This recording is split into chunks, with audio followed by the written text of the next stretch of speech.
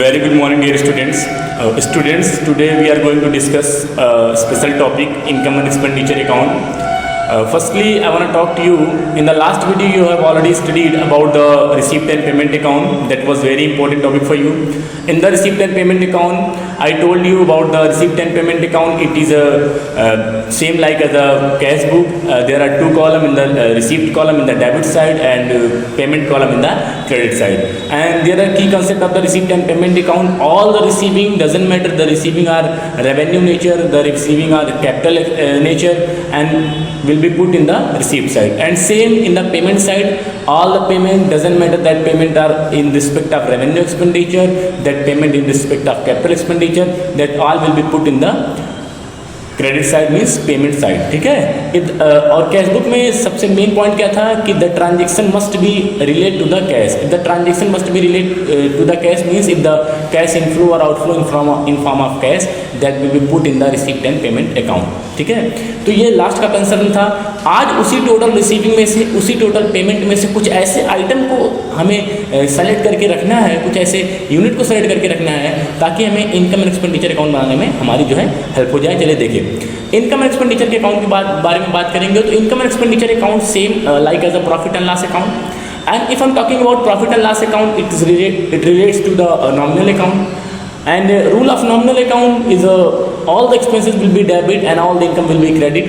So income and expenditure account will follow the rule of profit and loss account, or you can say कि will follow the rule of nominal account. Expenses will be put in the debit side and income will be put in the credit side. ठीक है.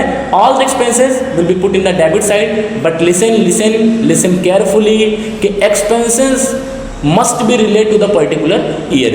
आप अगर 2019 का बना रहे हैं तो 2019 से, 18 का बना रहे हैं तो 18 से, means all the expenses and all the income must be relate to the particular year. If the expenses and doesn't matter they are receiving in this year, but if that income or that expenses is not related to the year, that must be dissolved from the income and expenditure account. तो वो चीज़ें आपको दिमाग में रखनी है कि income and expenditure account बनाने के लिए हमें उन्हीं ट्रांजेक्शन में से उन्हीं रिसीविंग में से सिर्फ उन्हीं रिसीविंग को रखना है जिनका इस साल से रिलेशन है. जो ट्रांजेक्शन इस साल से रिलेट नहीं करेंगे वो इनकम एंड एक्सपेंडिचर अकाउंट में नहीं जाएंगे. ये मेन कंसेप्ट है. जैसे आपने प्रॉफिट एंड लॉस अकाउंट में भी पढ़ा था. अगर आपने सैलरी 1000 का 12 मंथ के हिसाब से 12,000 होता है. अगर आपने 15,000 दिया है तो 3,000 आपको लेस करना पड़ेगा.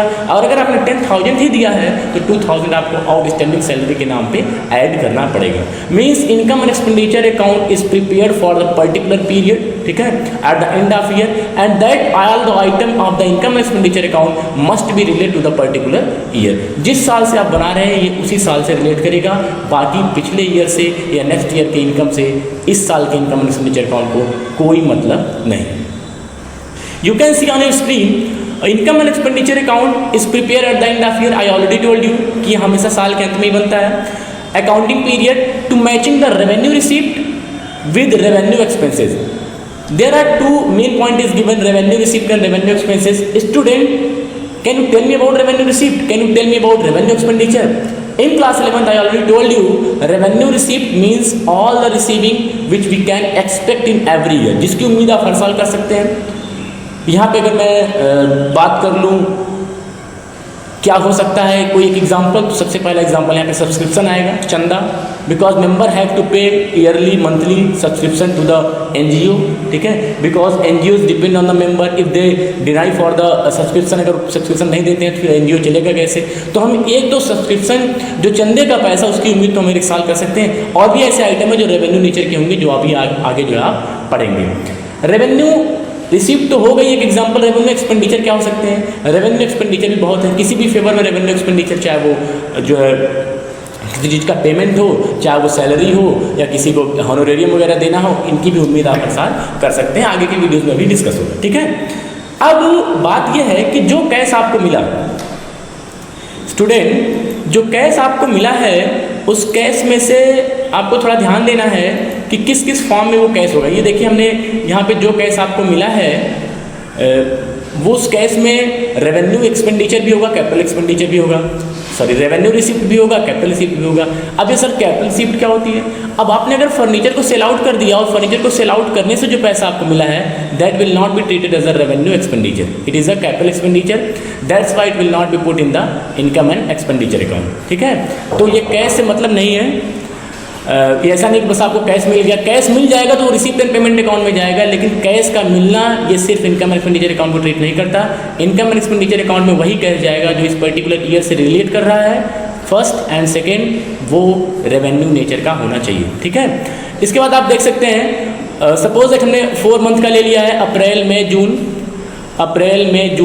4 महीने का ले लिया है, and in April you can see your income is more than expenses, and in the May same, in the June same, but in the July there are income is less to expenses. ठीक है, तो ऐसा नहीं कि आप किसी एक साल को देख करके सॉरी किसी एक मंथ को देख करके आप कह देंगे कि इस साल हमको डेफिसिट हुआ है या इस साल हमको सरप्लस हुआ है, ऐसा नहीं। आपको इनकम एंड एक्सपेंडिचर अकाउंट पूरे पर्टिकुलर ईयर का बनाना होगा। ठीक है, एंड इनकम में आप सारे इनकम रखेंगे जो इस साल से रिलेट कर रहे हैं, एक्सपेंशन में भी आप सारे एक्सपेंसेस रखेंगे जो इस पर्टिकुलर ईयर से जो है रिलेट कर रहे हैं। ठीक है, तो ये आपने मैंने आप फिगर से आपको थोड़ा समझा दिया है। नेक्स्ट स्लाइड पे देखते हैं, ये देखिए एक पॉइंट यहाँ पे रह गया बेटा, ये है सरप्लस और ये है डेफिसिट। सर ये सरप्लस डेफिसिट क्या होती है? चूंकि we are in non profit organisation that's why that if the income is more than expenses, अगर आपकी इनकम ज़्यादा है then it will not be preferred that is your profit. चूंकि ये नॉन प्रॉफिट ऑर्गेनाइजेशन है तो इनकम अगर ज़्यादा है तो आप उसको कभी भी प्रॉफिट नहीं कहेंगे। In non profit concern that profit will be treated as a surplus, and if your income is less than expense that will be deficit. Deficit का मतलब होता है घाटा हो गया, हमारा नुकसान हो गया। ठीक है, नेक्स्ट स्लाइड पे देखिए, नेक्स्ट स्लाइड पे बेटा important concept of income and expenditure account you can सी।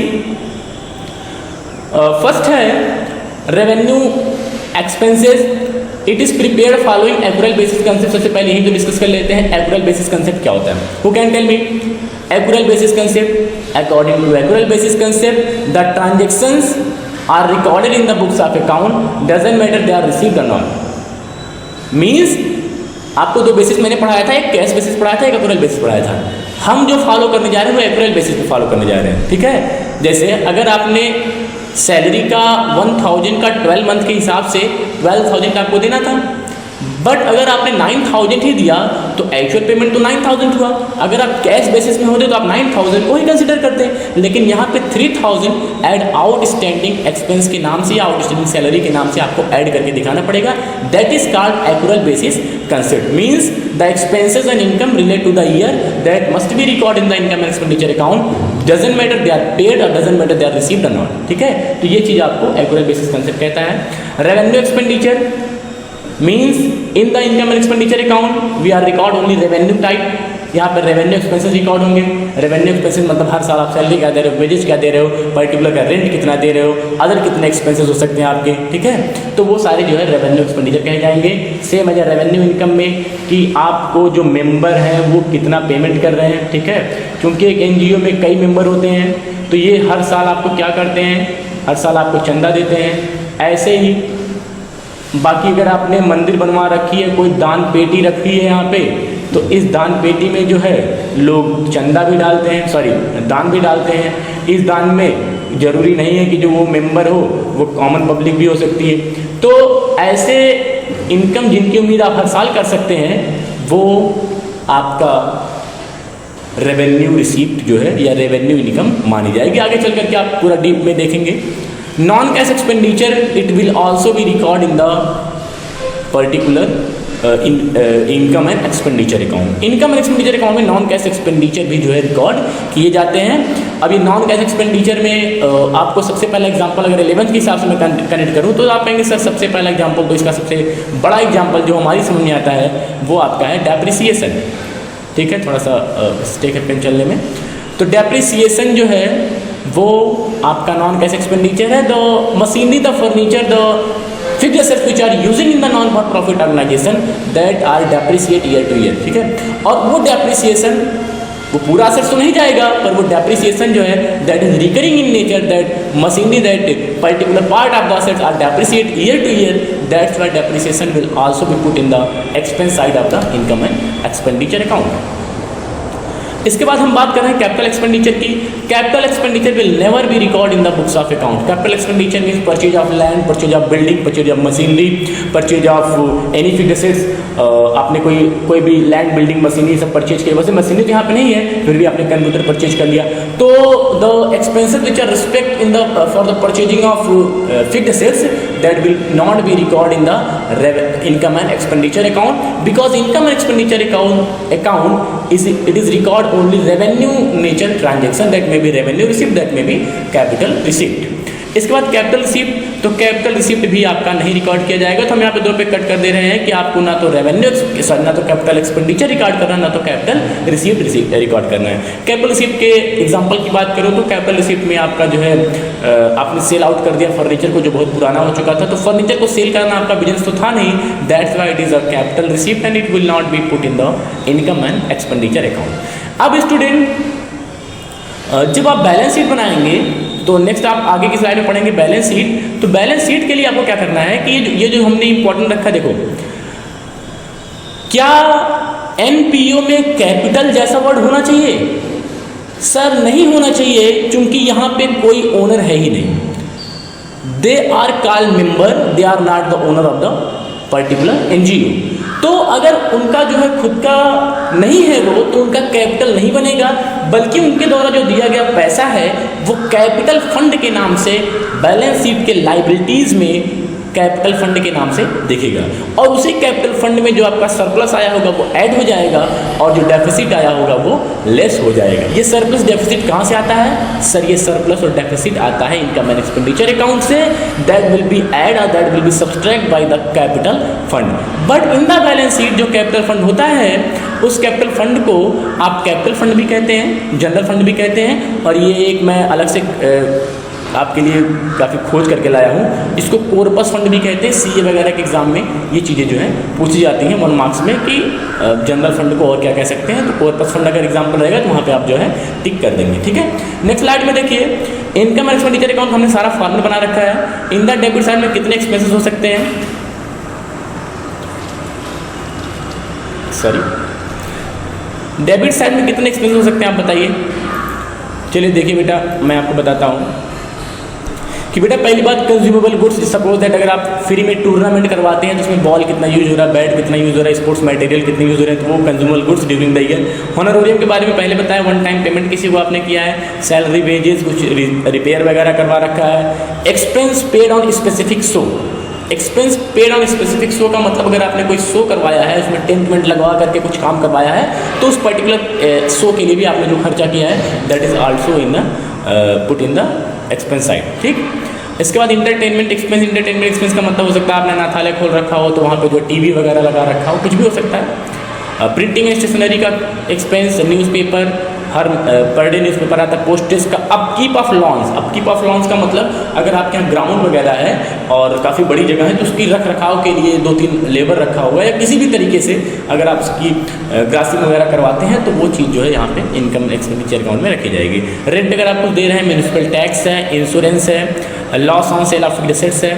अगर आपका असेट्स को सेल करने पर, देखो असेट्स को सेल करने पे प्रॉफिट हो, असेट्स को सेल करने पे लॉस हो, वो आपका इनकम एंड एक्सपेंडिचर अकाउंट में जाएगा। लेकिन असेट्स बिका कितने में, ये इनकम एंड एक्सपेंडिचर अकाउंट में नहीं जाएगा। ये चीज़ आप जो है ध्यान रखेंगे। डेप्रिसिएशन आपको रखना ही है। ऑडिट फीस, सीए इसको भी ऑडिट करता है, ऐसा नहीं कि आप अपने मन से करिए। मिसलेनियस एक्सपेंसेस, अगर कोई और एक्सपेंसेस होते हैं। इधर आ जाइए तो आपको सब्सक्रिप्शन, सबसे पहला इनकम जो इसका होता है सब्सक्रिप्शन, क्योंकि चंदा मेंबर देंगे नहीं तो चलेगा कैसे आपका एनजीओ, ठीक।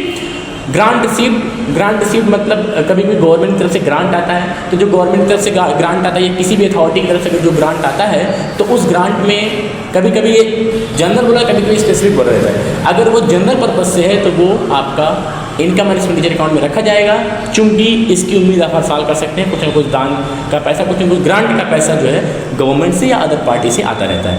एंट्रेंस फी, अगर कोई नया एडमिशन ले रहा है। जनरल डोनेशन, अगर डोनेशन बोला है उसका कोई पर्पज़ नहीं क्लियर है तो वो general donation. Interest on deposit, अगर आपने कुछ पैसा बैंक में डिपॉजिट कर रखा है तो उस पर आने वाले ब्याज। डिविडेंड, अगर इन्होंने किसी का शेयर परचेज कर रखा है, क्योंकि इनके पास फंड ज़्यादा थे, तो रिलायंस कंपनी या टाटा कंपनी या किसी कंपनी में अगर उन्होंने जो है शेयर परचेज कर रखा है तो वो वहाँ से आने वाला डिविडेंड, क्योंकि शेयर पे जो रिटर्न मिलता है उसको इंटरेस्ट नहीं कहते, डिविडेंड कहते हैं, तो वो चीज़ भी आप जान रहे हैं। कलेक्शन आंसो, आपकी फील्ड में किसी ने कोई शो कराया उसका, अगर आपने कुछ कलेक्शन लिया, कुछ पैसे लिए। इसके बाद profit on sale of asset भी आपकी income, locker rent, cloak room rent, ये भी जो है सब रेंट ही है। Hall rent, receipt from sale of newspaper. अब जो न्यूज़पेपर आपके रोज 4 रुपये 5 रुपये के आते हैं, लेकिन जब उनको आप बेचते हैं तो तौल करके 10 किलो 5 किलो जो भी होता है वहाँ से जो आपको इनकम मिलेगी वो मिसलेनियस इनकम। इसके बाद आप क्या करेंगे, total credit minus total debit कर देंगे। If your credit is more than debit you will be so surplus, and if your debit is more than credit तो ये आप क्या हो जाएगा, डेफिसिट हो जाएगा। And excess of expenditure over income, मतलब जितने भी चीज़ें यहाँ पे दी हैं that will all be put in the balance sheet. ये सारी चीज़ें कहाँ जाती हैं, बैलेंस शीट में जो आता है। और बैलेंस शीट में कहाँ जाती हैं, कैपिटल फंड में, कॉर्पस फंड में या जनरल फंड में। शायद आपको समझ में आ गया। Okay students, so next slide for the homework. State the aim of NPO, state the nature of income and expenditure account, write any 2 differences between receipt and payment account you can see, and why only revenue nature transaction are recorded in the income and expenditure account। तो अपनी books को भी आप study करिएगा, वहाँ से जो है ये सारे आंसर मिल सकते हैं आपको। यहाँ तो मैंने ऑलरेडी बता दिया है। Is entrance fee, admission fees, revenue receipt, if yes तो आप उसको डिस्कस करिए क्यों। एंड मेक प्रॉपर नोट्स, ये एडिशनल आपको information, make proper notes for the lesson, memorise the key concept of the income and expenditure account. Okay students, so thank you very much, have a nice day.